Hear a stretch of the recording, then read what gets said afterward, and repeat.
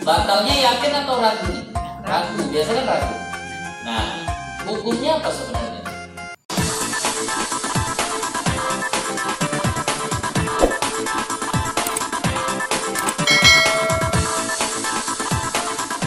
Kesunahan di dalam wudu. Kemudian kita masuk kepada perkara yang membatalkan wudu.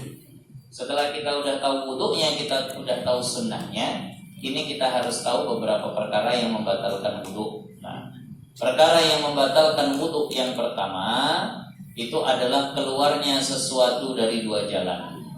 Ketika kita sudah selesai berwudu, maka seandainya ada sesuatu yang keluar dari salah satu dua jalan. Jalan yang dimaksud adalah kubul ataupun dubur. Kubul atau dubur.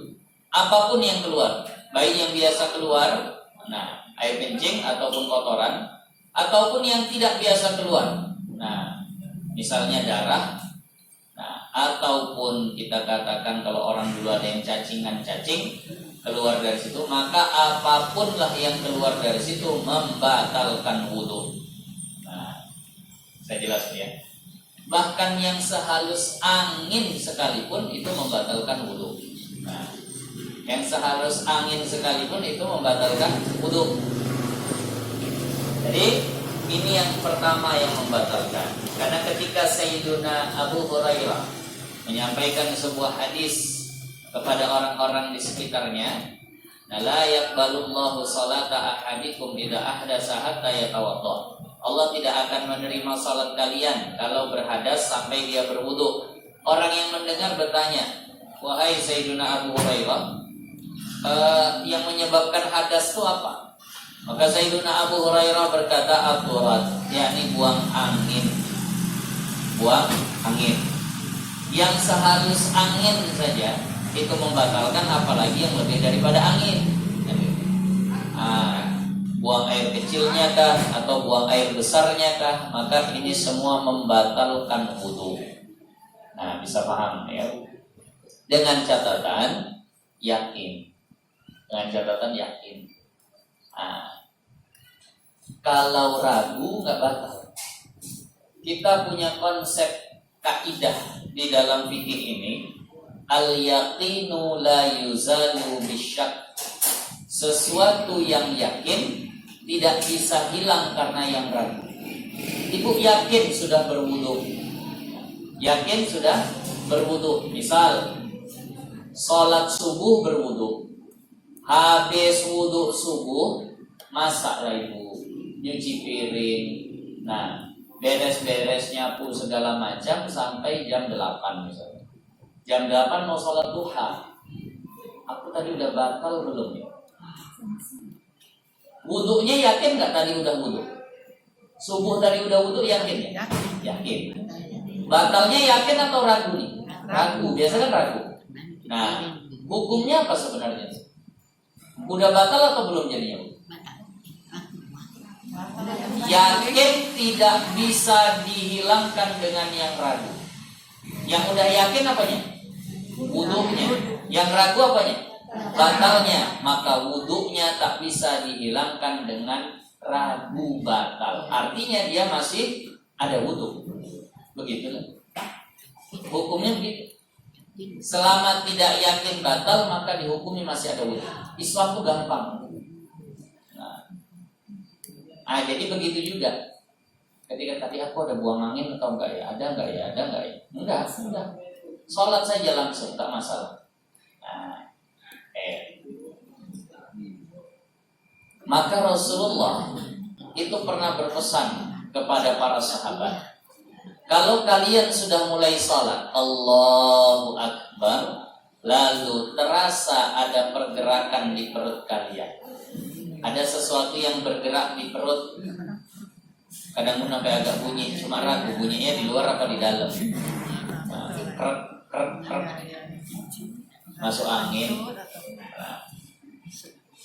Masuk angin tuh. Jadi kadang bunyi krek tambah lapar lagi dah.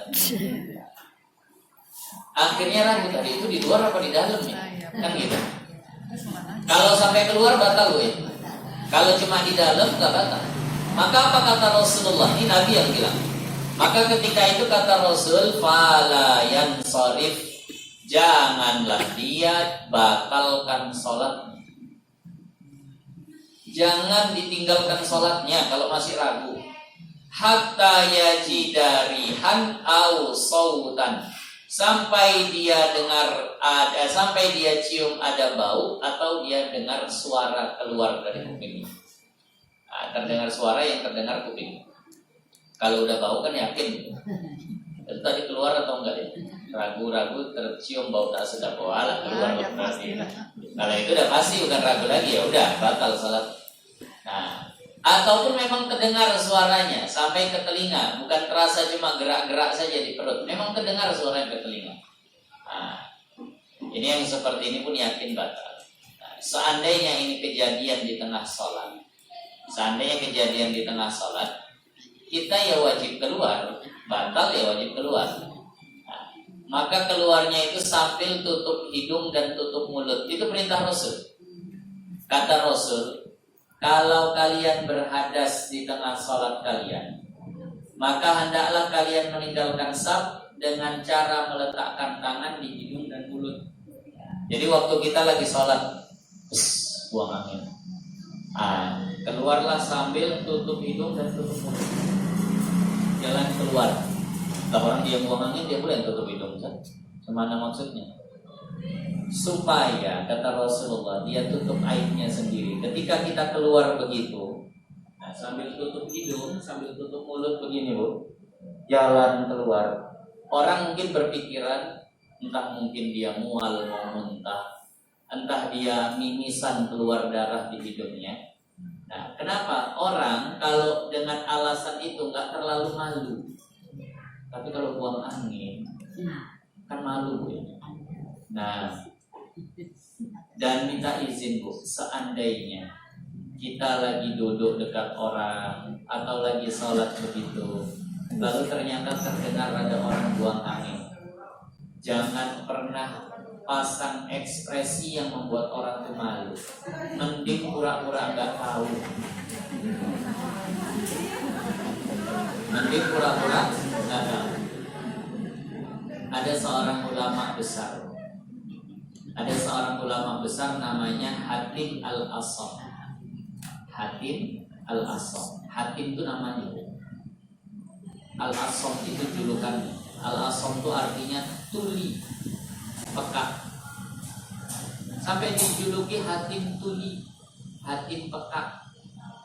Kenapa? Karena pernah satu waktu Imam Hatim Al-Asam ini selain dia itu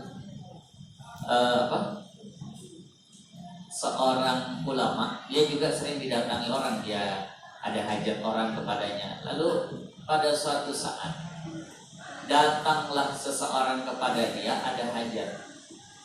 Setelah di dekatnya, buang angin lah orang tadi di dekatnya, suaranya kuat pula. Ya Allah. Bayangkan di depan ulama besar buang angin. Misal Ustaz Abdul Somad lah datang, kemudian kita dapat kesempatan mendekat, duduk dekat dia, buang angin pula di samping Ustaz Abdul Somad. Kemana coba perasaannya? Ya kadang kan nggak terasa, tiba-tiba keluar gitu saja. Maka orang tadi malu luar biasa, tapi karena memang ada hajat, dia tetap panggil Imam Hatim Al-Asam tadi, Tuan. Tak ditengok sama Hatim. Tuan, tadi tengok sama marah lah Tuan. Dipanggil lagi yang lebih kuat, Tuan, barulah ditengok sama hati. Manggilnya kau, iya. Ngomong sama aku kuat dikit, nggak dengar. Ngomong sama aku kuat dikit, nggak dengar aku. Gimana perasaan orang tadi? Tenang gue, nggak dengarnya Tuan. Berarti suara aku yang kuat ini aja nggak dengar dia. Apalagi suara buang angin itu tadi. Tenang betul. Apa betul Hatim nggak dengar? Dengar. Orang kuat kali mana pula tak dengar? Cuma pura-pura nggak dengar. Tujuannya apa? Menutup aib, menjaga perasaan saudara, menjaga perasaan saudaranya. Dan ini yang begini ini luar biasa betul.